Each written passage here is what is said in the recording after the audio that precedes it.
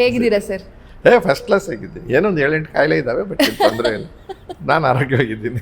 7-8 ಹೆಂಡ್ತಿರು ಹೇಳ್ತಿದ್ದೀನಿ ನಿಮ್ಮ ನಿಜವಾದ ಹೆಂಡತಿ ಸೇರಿ 9 ಜನ ಹೆಂಡತಿರು ಆಗಿರ್ಬೋದು. ಈಗ ಇನ್ನೂ ಏನು ಬರ್ತಾವೋ ಗೊತ್ತಿಲ್ಲ, ಕೆಲವೆಲ್ಲ ವಾಸಿನೇ ಆಗಲ್ಲ.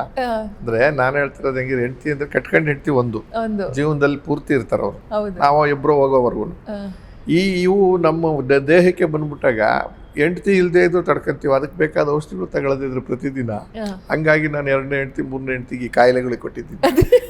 ನನಗೆ sugar, acute sugar patient, BP, thyroid gland ಸತ್ತೋಗಿದೆ, ಬುರುಡೆಗೆ ತೂತಾಗಿದೆ, ಈ ಕಿವಿ ಇಲ್ಲ, ಅಲ್ಲ ಈ ಕಿವಿ ಅಲ್ಲ, ಈ ಕಿವಿ ಇಲ್ಲ, ಈ ಕಣ್ಣಿಲ್ಲ, ಶೂಟಿಂಗ್ನಲ್ಲಿ ಹೊಟ್ಟೋಯ್ತು, ಪರಂಗಿ ಹಣ್ಣು ಕುಯ್ದಿದ್ದಾರೆ, ಇದನ್ನ 4 ಬ್ಲ್ಯಾಕ್ ಆಗೋಗಿತ್ತು ಎಲ್ಲ. ಇನ್ನು ನರ ತೆಗೆದು ಅಲ್ಲಿ ನೋಲ್ದವ್ರೆ, ಹಿಂಭಾಗ ಉಂಡಿ ಕುಯ್ದು ಬಿಟ್ಟಿದ್ದಾರೆ ಅದನ್ನು ಕೂಡ.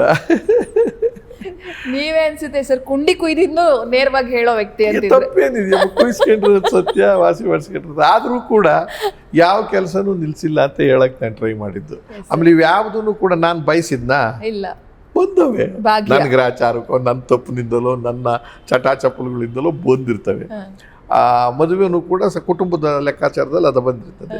ಎಲ್ಲದು ನನ್ನ ಹೆಂಡತಿ ಜೊತೆಲೂ ಇದ್ದೀನಿ, ಇದ್ರ ಜೊತೆಲೂ ಇದ್ದೀನಿ. ಇಷ್ಟ್ರ ಜೊತೆ ಒಳಗೂ ಸಿನಿಮಾ ಬಿಟ್ಟಿಲ್ಲ, TV ಬಿಟ್ಟಿಲ್ಲ, ನಾಟಕ ಬಿಟ್ಟಿಲ್ಲ, ಆಮೇಲೆ ಹೋರಾಟ ಬಿಟ್ಟಿಲ್ಲ, ಆಮೇಲೆ ಭಾಷೆಯ ವಿಚಾರದಲ್ಲಿ ಹೋರಾಟ ಬಿಟ್ಟಿಲ್ಲ, ರಾಜಕಾರಣ ಬಿಟ್ಟಿಲ್ಲ.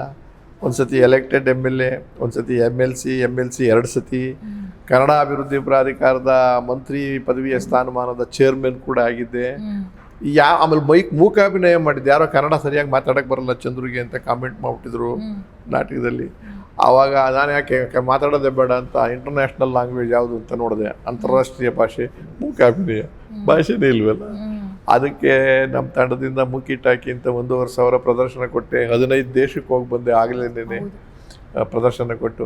ಆದರೆ ಒಂದರಿಂದ ಇನ್ನೊಂದಕ್ಕೆ ಹೋಗುವಾಗ ಒಂದೊಂದು ಕುಂಠಿತ ಆಗ್ತವೆ, ಅದು ಮಾಡೋಕ್ಕಾಗಿಲ್ಲ. ಮೈ ಮಾಡಿದ್ರೆ ನಾನು ನಮ್ಮ ಶ್ರೀಮತಿಯವರು ನಮ್ಮ ಅಮ್ಮ ಅಲ್ಲಿ ಹೋಗಬೇಕು, ಅಲ್ಲೇ ಓದೋದಕ್ಕೆ ಮತ್ತು ಕೆಲಸಕ್ಕೆ ಕೊಡ್ತಾರೆ ಅಂತ ಅಂದರು.